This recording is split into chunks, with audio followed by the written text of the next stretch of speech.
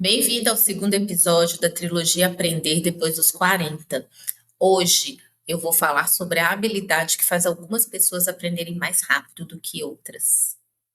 Muito bom ter você aqui novamente, ok? Eu sou a Sheila Couto, psicóloga, mentora de carreira para mulheres 40 a mais, com 27 anos de experiência entre consultório e consultoria empresarial. O que você vê nesse canal, eu nasci ontem.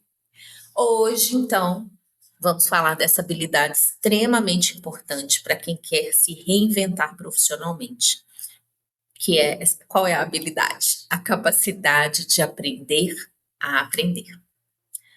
Se você gosta de conteúdos que unem ciência e vida real, já curte esse vídeo, porque isso ajuda esse tipo de conteúdo a chegar a mais mulheres, ok? Curte aí. Voltando no nosso tema, o que significa aprender a aprender? Existe um conceito na psicologia da aprendizagem chamado autorregulação. Autorregulação significa que a pessoa consegue planejar, acompanhar e avaliar o próprio processo de aprendizagem. Existe também um conceito que é o de metacognição, gosto muito dele, que é a capacidade de você pensar sobre o próprio pensamento, entender como ele se constrói, como é o seu próprio processo de pensar e estruturar o conhecimento. Mas de metacognição eu vou falar num outro momento. Vou me ater aqui à autorregulação, porque a pessoa com autorregulação, ela deixa de ser apenas consumidora da informação. Esse é um passo importantíssimo, gente, para aprender a aprender. A pessoa passa a ser gestora do próprio aprendizado. Isso faz uma diferença enorme numa transição de carreira. Por quê? Porque mudar de carreira exige várias etapas. Exige o aprender, exige o testar, exige o ajustar e exige o continuar aprendendo. Quem desenvolve a autorregulação consegue fazer isso com muito mais tranquilidade.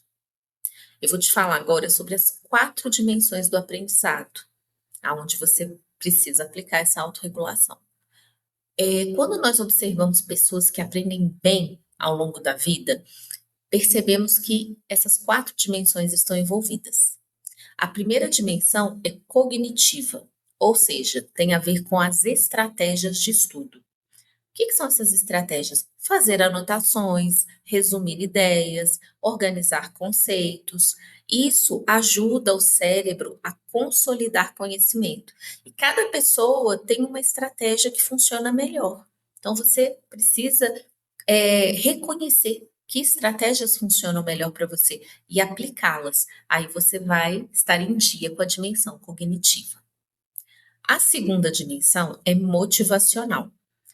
Significa que você aprende muito melhor quando aquilo faz sentido para sua vida. Por isso, a mulher 40 a mais muitas vezes aprende com mais profundidade. Olha que notícia boa.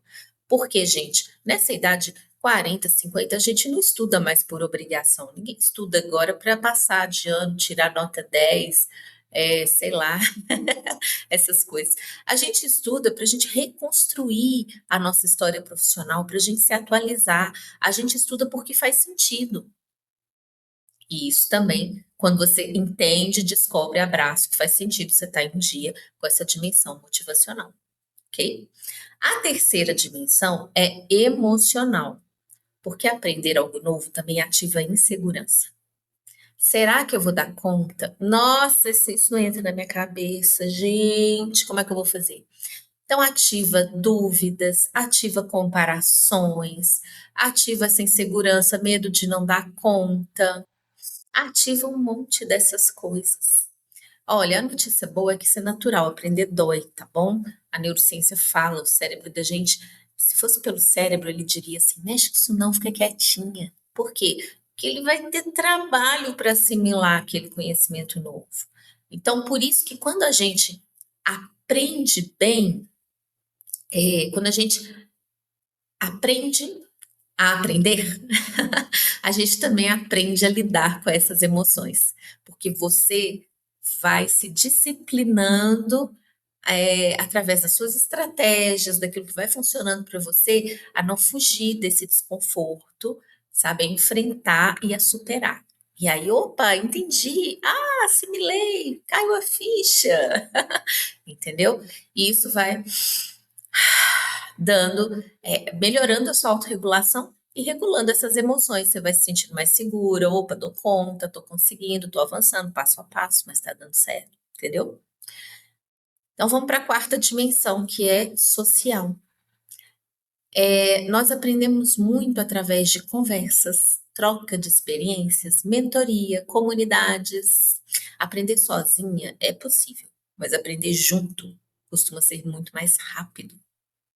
Não sei para você, mas quando eu participo de eventos, cursos, oficinas, workshops, palestras, sabe, o conhecimento é puf, ele entra, depois é necessário o aprofundamento naquilo, mas algo fica, né? Toca, fala, nossa, isso aqui, e o seu cérebro vai juntando as coisas. Então, quando você está junto, está num ambiente, acelera o aprendizado, tá? Qual que é o erro mais comum para a gente assimilar, para a gente aprender, sabe? O erro mais comum é esperar o momento perfeito. Esse é o erro mais comum para praticamente tudo, esperar o momento perfeito. Esperar ter tempo, esperar ter energia, esperar a vida ficar tranquila. Gente, a vida adulta raramente fica perfeita. Me conta se eu tô falando mentira. Não tô. Espera ficar perfeita a vida. O segredo não é esperar condições ideais. O segredo é criar um pequeno sistema de aprendizado que funcione mesmo em semanas difíceis. E aí vou te propor um exercício simples, muito simples. Durante uma semana, experimenta este ciclo. Qual ciclo? Planeje rapidamente o que vai acontecer. Estude alguns minutos com foco e depois se pergunte: o que eu entendi? O que eu ainda preciso revisar? Esse é o ciclo. Planeje rápido, estude alguns minutos e se pergunte o que você entendeu e o que você precisa revisar. Faz isso durante uma semana e começa a ver o resultado. No final da semana você vai saber mais do que você sabia no início dessa semana, eu te garanto. Esse pequeno movimento, ele já começa a desenvolver autorregulação. Se esse conteúdo está fazendo sentido para você, curte o vídeo agora. No próximo episódio, que vai ser o último dessa trilogia, eu vou falar de algo que sustenta qualquer processo de mudança. Algo simples, mas poderoso, chamado hábitos. Porque muitas pessoas querem mudar de carreira, mas continuam com a mesma rotina que sustentava a vida antiga, gente. Aí não tem jeito. Isso torna a mudança muito mais difícil. No próximo episódio, eu vou te mostrar como construir hábitos que apoiem a sua transição profissional. Até lá!